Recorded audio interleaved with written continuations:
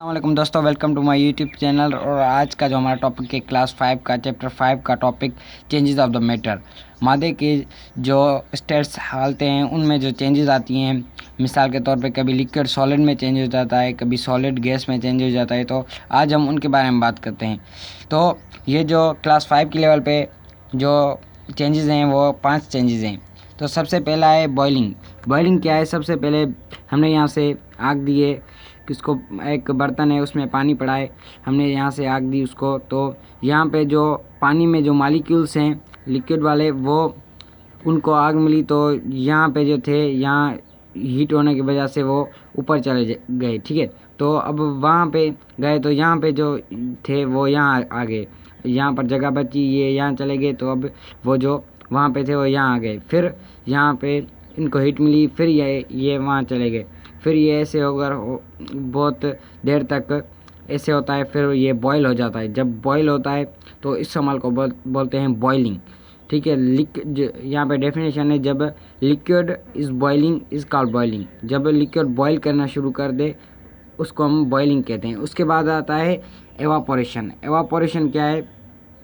Evaporation मिसाल के तौर पे ये मैंने एक टैंक बनाई है, पानी है इसमें। ठीक है, तो अब जो सन की जो लाइट है वो यहाँ पर इसको लग रही है, तो ये पानी आहिस्ता आहिस्ता यहाँ पे जो इसके मालिक्यूल हैं वो गर्म हो जाएंगे। गर्म हो जाने की सूरत में ये बहुत ज़्यादा जब गर्म हो जाएंगे तो ये बॉयल करने के बाद ये फिर गैस की सूरत इख्तियार करेंगे, और फिर आहिस्ता आहिस्ता ये गैस की सूरत में पानी जो है वो गैस की सूरत में आ जाएगा और फिर आहिस्ता आहिस्ता ऊपर चला जाएगा। तो इस अमल को बोलते हैं एवापोरेशन। यहाँ पे मैंने डेफिनेशन लिखी है।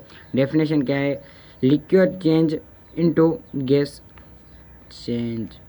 Liquid change into gas is called evaporation. जब लिक्विड जो है गैस में चेंज हो जाए तो उसको हम एवापोरेशन बोलते हैं। जैसा कि आप देख रहे हैं, लिक्विड जो है, ये लिक्विड पानी है, वो क्या है, गैस में चेंज हो रहा है, तो इसको हम एवापोरेशन बोलते हैं।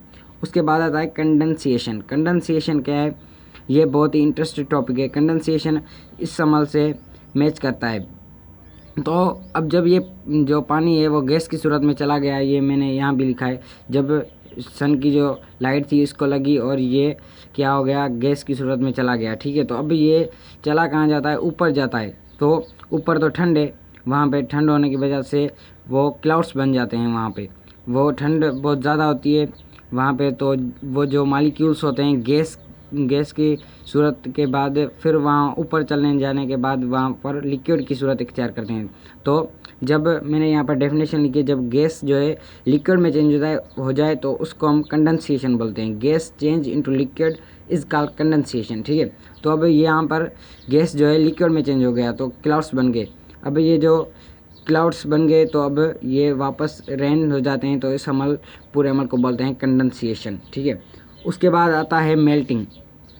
जब कोई भी नॉर्मल सॉलिड शेप, जब रबर वगैरह, जहाँ प्लास्टिक, ऐसी चीज़ें होती हैं जो सॉलिड होती हैं पर नॉर्मल सॉलिड होती हैं। मिसाल के तौर पे जब रेज़र वगैरह होता है, जहाँ नॉर्मल सॉलिड होते हैं, वो उनको जब हम हीट देंगे तो वो क्या हो जाएंगे, मेल्टिंग, जलना शुरू हो जाएंगे और वो एक लिक्विड की सूरत इख्तियार करते हैं, जिस लिक्विड को हम मेल्टिंग बोलते हैं, और इस सारे प्रोसेस को मेल्टिंग बोला जाता है। यहाँ पर जब इसको हीट देंगे तो इसके मॉलिक्यूल आहिस्ता आहिस्ता एक दूसरे